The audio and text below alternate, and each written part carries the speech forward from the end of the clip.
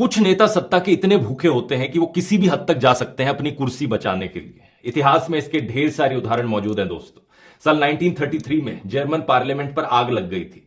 इसके पीछे आरोप एक कम्युनिस्ट आदमी पर डाला गया। हिटलर उस वक्त सिर्फ एक चांसलर था, लेकिन इस हादसे के बहाने से उसने पूरे देश में डर का माहौल फैलाया और देश का संविधान बदल डाला। इस हादसे के सिर्फ एक महीने बाद उसने ऐसे कानून पास किए जिसमें लोगों का बोलने का, लोगों का प्रोटेस्ट करने का अधिकार छीन लिया गया। और पता है क्या, बाद में पता चला कि पार्लियामेंट में आग लगाने वाले लोग हिटलर के नाजी पार्टी के ही लोग थे। कुछ इस तरीके से जर्मनी में तानाशाही की शुरुआत हुई थी। ऐसे इंसिडेंट्स को फॉल्स फ्लैग ऑपरेशंस का नाम दिया जाता है और पुतिन ने भी यही किया था। साल 1999 में रशिया में भयानक बॉम्ब ब्लास्ट हुए थे लोगों के घरों में, जहां पर 300 से ज्यादा लोग मारे गए थे। पुतिन उस वक्त नया नया प्राइम मिनिस्टर बना था रशिया का, और इस हादसे का आरोप उसने सेपरेटिस्ट लोगों पर डाला।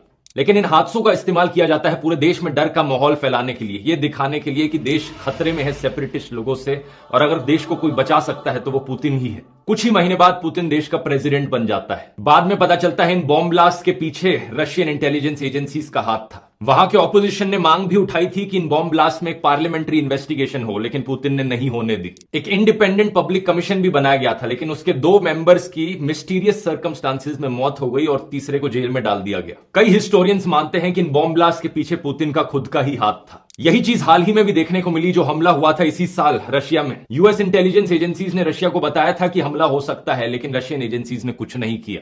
वैसे पुलवामा हमले के बारे में भी हमारे पास इंटेलिजेंस इनपुट मौजूद थी, लेकिन फिर भी सीआरपीएफ के जवानों को एयरलिफ्ट नहीं किया गया। याद है ना सत्यपाल मलिक ने क्या कहा था इसके बारे में? और आज तक ये नहीं पता चल पाया कि वो आरडीएक्स आया कहां से था। आज इलेक्शन का समय चल रहा है दोस्तों, तो मैंने सोचा ये चीजें आपको बता दूं। डर दिखाकर कोई आपके दिमाग की पॉकेट ना मार ले, डर फैलाकर कोई आपका वोट ना छीन ले जाए। सावधान रहिए और इस वीडियो को शेयर कीजिए ताकि सभी देशवासियों को जागरूक किया जा सके।